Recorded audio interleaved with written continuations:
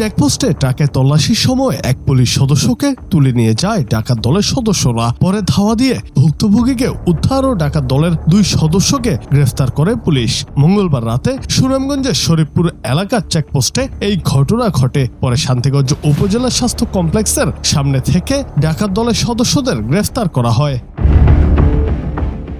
শান্তিগঞ্জ থানা সূত্রে জানা গেছে, রাতে দিরাই উপজেলা থেকে একটি ট্রাকে করে ডাকাত দল সুনামগঞ্জের দিকে যাচ্ছিল। ট্রাকটি দিরাইয়ের শরীফপুর এলাকার চেকপোস্টে এলে ট্রাকটিতে তল্লাশি চালান এক পুলিশ সদস্য। তখন ওই পুলিশ সদস্যকে ট্রাকে তুলে নিয়ে যায় ডাকাত দলটি।